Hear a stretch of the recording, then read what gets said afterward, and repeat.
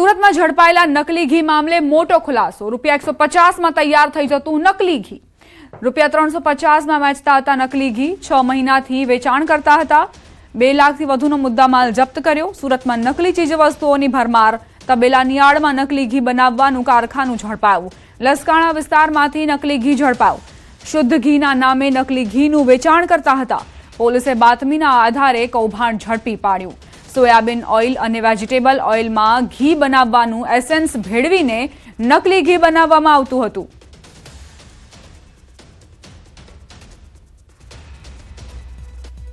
જો આપ પણ બજારમાંથી ઘી ખરીદતા હો તો સાવધાન થઈ જજો, કારણ કે આવા જે કૌભાંડીઓ છે તે સક્રિય છે। લોકોના સ્વાસ્થ્ય સાથે આખરે ક્યાં સુધી ચેડા ચાલશે તે એક સવાલ।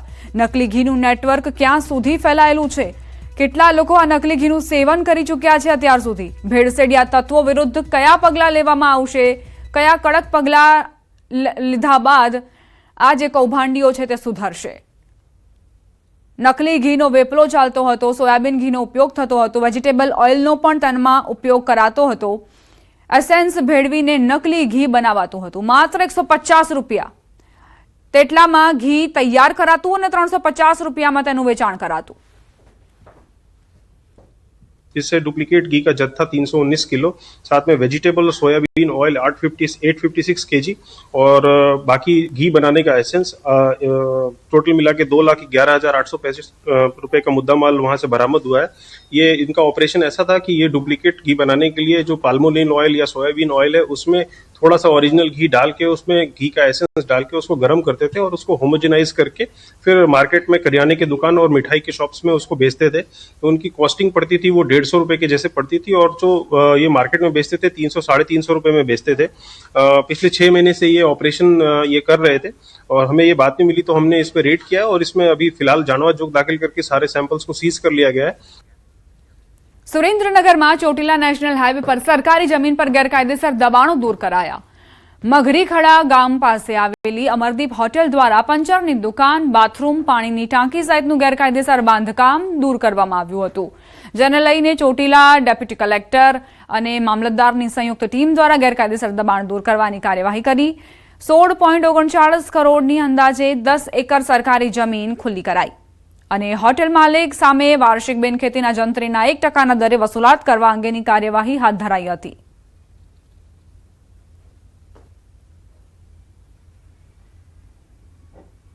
મોટા પ્રમાણની અંદર આ અમરદીપ હોટલ દ્વારા બાંધકામ કરવામાં આવેલું હતું અને સાથે સાથે એક પંચરની દુકાન, ટોયલેટ, બાથરૂમ બ્લોક, પાણીનો ટાંકો અને અન્ય ઓરડી એમ કરીને 5 એકર જમીનની અંદર આ પાકું બાંધકામ કરી અને દબાણ કરતા સત્રજીતભાઈ રાવતુભાઈ ખાચર દ્વારા આ જમીનનો ઉપયોગ છેલ્લા 10 વર્ષથી હોટલનું બાંધકામ કરીને કરવામાં આવતો હતો અને જેની કિંમત થાય છે 16,37,61,000 રૂપિયા। આ તમામે તમામ દબાણને આજે દૂર કરવામાં આવેલું છે। ઊંઝાના ગંજ બજારમાં વરિયાળીની આવક થઈ। હાલ દરરોજ 200 થી 300 બોરીની વરિયાળીની આવક થઈ રહી છે। બજારમાં વરિયાળીના ભાવ ગુણવત્તા મુજબ 2,000 થી 5,000 પ્રતિમણ બોલાઈ રહ્યા છે। ગત વર્ષ કરતા ઓછો ભાવ મળતા ખેડૂતોની હાલત કફોડી બની છે, તો વેપારીઓના મતે ગત વર્ષે વરિયાળીનું વાવેતર ઓછું થવાના કારણે ભાવ વધુ બોલાયા હતા। બીજી તરફ યાર્ડના ચેરમેને કહ્યું કે શરૂઆતમાં ભાવ ઓછા છે, પરંતુ જેમ જેમ સારી ક્વોલિટી આવશે તેમ તેમ ભાવ વધશે। નવી વરિયાળીની શરૂઆત થઈ ગઈ છે ગંજ બજારમાં। આજે આવક છે 200 બોરીની, જનરલી 200 થી 150 બોરી નવી આવકની વરિયાળી ચાલુ થઈ ગઈ છે। અત્યારે ભાવ છે સારા માલના 3,000 થી 4,000 આસપાસ ભાવ છે અને મીડિયમ માલના 2,500 થી 3,000 ભાવ છે। ગત વર્ષે આ વરિયાળીના 6,000 થી 7,000 ભાવ હતા, એના કરતી ભાવ સારા ઓછા છે વરિયાળીમાં। ભાવ ખાસ નહીં, ઠીક। તમને કેટલા ભાવ મળ્યા? 2,050 4,500 રૂપિયા।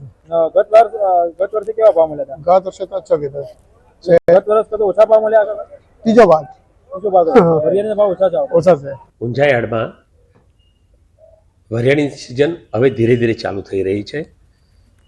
જે વહેલું વાવેતર થયું હોય એ ક્યાંક ને ક્યાંક 200 થી 300 બોરી જેટલી નવી વરિયાળીની આવક થઈ રહી છે અને એ વરિયાળી મોટાભાગે આબુ રોડ સાઈડની આવે છે અને એમાં અત્યારે હાલમાં લગભગ 2,000 થી ચાલુ થઈ અને 5,000 સુધીના ભાવો મળતા હોય છે। અમદાવાદના વસ્ત્રાલમાંથી દેશી તમંચો અને 4 જીવતા કારતૂસ તથા ધારદાર છરી સાથે 2 શખ્સોની ધરપકડ થઈ.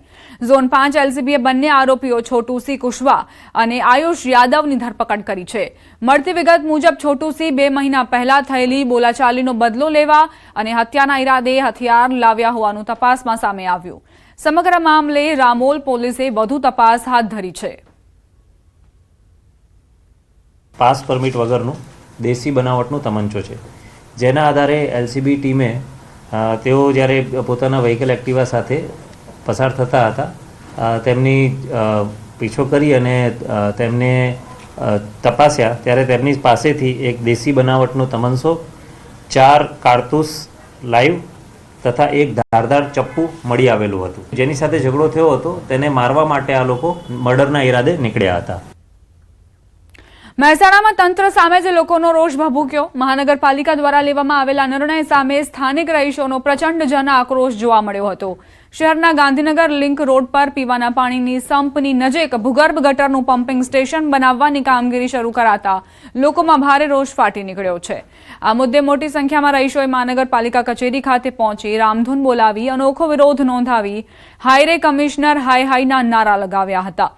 બીજી તરફ મહાનગરપાલિકાના સત્તાધીશોએ હાલ પૂરતી આ કામગીરી રોકવાની વાત કરી હતી. વોટર ટ્રીટમેન્ટ ગંદા પાણીના નિકાલનો સંપ બનાવવાની વાત કરી છે અને એનું કામકાજ ચાલુ થઈ ગયું છે.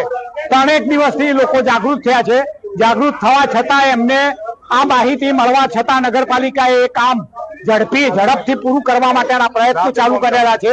એટલે એનો વિરોધ કરી આજે લોકો ભેગા થયા છે. પીવાના પાણીની બાજુમાં સંપ હોવો ન જોઈએ. આખા ભારતમાં કોઈ જગ્યાએ પીવાના પાણીની અંદર આવો સંપ બાજુમાં નથી. ભવિષ્યમાં એવું બને તો આ સંપ લીકેજ થાય અને ઓલ ટોકીની અને નીચેના સંપની અંદર ખરાબ પાણી ઘૂસે તો માણસોના સ્વાસ્થ્યની હાનિકારક થાય અને ઇન્દોર જેવો કિસ્સો બને 100-200 માણસ મરી જાય. તો એના માટે આ રેલી કાઢી અને આ સંપ બંધ કરાવવા માટે અમે આની કાર્યવાહી કરવા તત્પર થયા છીએ. મહેસાણામાંથી પમ્પિંગ સ્ટેશન બની રહ્યું છે બાબતે લોકો આવ્યા હતા. એમની રજૂઆત એવી હતી કે પમ્પિંગ સ્ટેશન અને પાણીનો સંપ બહુ નજીક બની રહ્યો છે, એટલે પાણી મિક્સ થવાથી ઇન ફ્યુચર ગંદુ પાણી આવશે અને સ્વાસ્થ્ય માટે હાનિકારક રહેશે એવી રજૂઆત હતી. લગભગ 150-200 લોકો આવ્યા હતા. અમે એમને હાલ પૂરતું એવું કમિટમેન્ટ આપ્યું છે કે હાલ પૂરતું કામ બંધ કરાવીએ છીએ અને આપણે જોઈ લઈએ છીએ એનો ઓપ્શન શું અને આ બાબતે કોઈ તકલીફ ના પડે, કોઈ બેદરકારી ના રહી જાય એ બાબતે સ્થળ વિઝિટ કરીને જોઈ લઈએ છીએ. પણ હાલ ટેમ્પરરી આ કામ આપણે બંધ કરીએ છીએ.